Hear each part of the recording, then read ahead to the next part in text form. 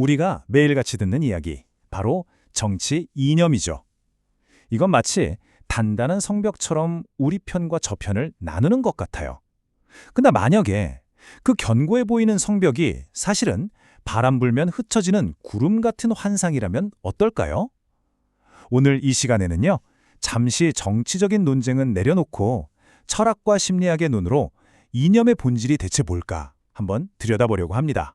자, 이 이야기를 시작하면서 우리의 길잡이가 되어줄 아주 오래된 지혜를 하나 먼저 만나볼게요. 지혜로운 자는 달을 가리키는 손가락을 보지 않고 달을 본다. 여기서 손가락은 이념이고 달은 국민의 행복이겠죠. 이 비유가 왜 중요하냐면요. 우리가 지금 어디에 집중하고 있는지, 그리고 어쩌면 더 중요한 무언가를 놓치고 있는 건 아는지 딱 짚어주기 때문이에요. 이 문장, 오늘 이야기 끝날 때까지 꼭 기억해 주세요. 자, 그럼 첫 번째 핵심 아이디어부터 살펴볼까요? 바로 정치 이념이 사실은 환상이라는 건데요. 우리가 그렇게 단단하고 중요하다고 믿는 그 이념들이 사실은 저 하늘의 구름처럼 계속 모양을 바꾸다가 언젠가는 그냥 흩어져 버리는 존재라면 어떨까요? 핵심은 바로 이거예요. 이념은 영원한 진리가 아니라는 거죠. 원본 자료에서는 이념을 구름에 비유하는데요. 이게 참 절묘해요. 생각해보세요. 구름은 엄청 커 보이고 실체처럼 보이지만 사실은 그냥 수증기가 잠깐 모여있는 거잖아요. 바람이 불면 흩어지듯이 시대가 변하고 사람들 생각이 바뀌면 이념 역시 힘을 잃고 사라진다는 뜻입니다. 허상이라는 거죠. 아니, 근데 이 구름 같은 환상이 어떻게 우리를 가두는 인식의 감옥이 될 수 있다는 걸까요? 지금부터 그게 어떻게 작동하는지 한번 살펴보겠습니다. 인식의 감옥이라. 야, 이 말 정말 강렬하지 않나요? 이념이라는 게 세상을 보는 창문이 될 수도 있지만 잘못하면 우리를 딱 하나의 시각 안에 가둬버리는 감옥이 될 수도 있다는 거예요. 권력을 가진 사람들은 이 감옥을 이용해서 자기들한테 유리한 현실만 딱 보여주고 그 밖에 다른 진실에는 아예 눈을 돌리지 못하게 만드는 거죠. 여기서 정말 흥미로운 지점이 나오는데요. 전혀 다른 곳 서양 서예학의 칼 마나임과 동양의 불교 철학이 놀랍게도 똑같은 결론에 도달했다는 거예요. 마나임은 이념이 지배계급의 이익을 위해 현실을 왜곡하는 도구가 될 수 있다고 경고했고요. 불교에서는 이걸 전도몽상, 그러니까 뒤바뀐 헛된 생각이라고 불렀어요. 실체도 없는 그림자를 쫓는 것과 같다고 본 거죠. 결국 둘 다 고정된 생각에 갇히지 마라, 이 말을 하고 있는 겁니다. 금강경에 나오는 이 구절이 이 논의의 핵심을 그냥 꿰뚫어 버립니다. 무릇 청상이 있는 것은 모두 다 허망하다. 이념이라는 형상, 그 틀에 집착하는 건요, 달을 가리키는 저 손가락만 뚫어져라 쳐다보느라 정작 밤하늘의 진짜 아름다운 달은 보지 못하는 것과 똑같다는 거죠. 자, 그럼 이런 질문이 생기죠. 이념이 그냥 환상이라면 대체 왜 권력을 가진 사람들은 그렇게 자주 이념을 이용하는 걸까요? 왜 정치인들은 세상을 자꾸 우리 아니면 적 이렇게 단순하게 나누려고 할까요?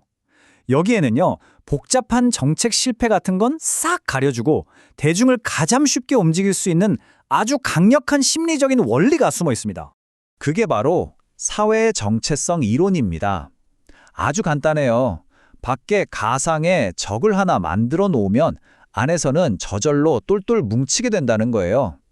외부의 위협을 막 부각시키면 내부의 문제점들은 금방 잊혀지고 사람들은 리더를 중심으로 하나가 되죠. 이게 바로 가장 값싸면서도 또 가장 효과적인 대중 동원 전술인 셈입니다. 불교에서는 이런 심리 조작의 근원을 인간의 마음속에 있는 세 가지 독에서 찾아요. 첫째는 권력에 대한 끝없는 탐욕, 둘째는 그 탐욕을 정당화하기 위해 거짓 논리를 만드는 어리석음, 그리고 마지막은 그렇게 만들어진 적을 향한 분노와 공격성입니다. 이 탐, 진, 치 세 가지가 서로 맞물리면서 통제의 악순환을 만들어내는 동력이 되는 거죠. 자, 그럼 이런 방법을 쓰는 리더들의 마음속은 어떨까요? 그리고 그들의 끝은 과연 무엇일까요? 이제 그들의 내면 세계와 그들이 결국 마주하게 될 결과에 대해 한번 이야기해 보겠습니다. 이런 말이 있죠. 권력은 바닷물과 같다. 마실수록 더 목이 마르다. 갈등과 분열을 이용하는 리더의 내면을 정말 정확하게 보여주는 비유예요. 그들은 권력을 손에 쥐을수록 더 큰 권력을 원하게 되고 결국엔 절대로 채워지지 않는 갈증에 시달리게 되는 겁니다. 우리가 겉으로 보는 건 그들의 강인한 모습이지만 그 가면 뒤에는 뭐가 숨어 있을까요?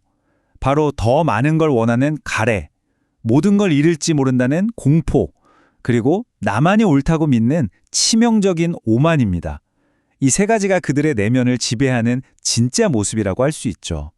하지만 어떤 권력도 영원할 수는 없겠죠. 결국 역사가 그들을 심판할 거고요. 또 우주에는 아주 공평하고 거대한 법칙, 바로 인과응보의 저울이 있습니다. 그들의 행동에 대한 대가를 정확하게 되돌려 줄 거예요. 뭐 뿌린 대로 거두는 건 피할 수 없는 이치니까요. 자, 이 모든 이야기가 결국 향하는 곳은 바로 우리, 주권자인 시민들입니다. 그리고 우리에게 묻고 있죠. 우리의 역할은 과연 무엇일까? 이 거대한 권력의 게임을 멈출 수 있는 힘, 그게 어디 다른 데 있는 게 아니에요. 바로 우리, 주권자인 국민에게 있습니다. 우리가 이념이라는 그 환상을 꿰뚫어 보는 순간 정치인들은 더 이상 대립을 부추기는 역할에 멈추고 국민을 위한 봉사자라는 자기 본래의 자리로 돌아오게 될 겁니다. 이렇게 다시 우리가 처음 시작했던 그 지혜로 돌아왔습니다. 지혜로운 자는 손가락, 즉 이념을 보지 않고 달, 바로 국민의 행복을 본다.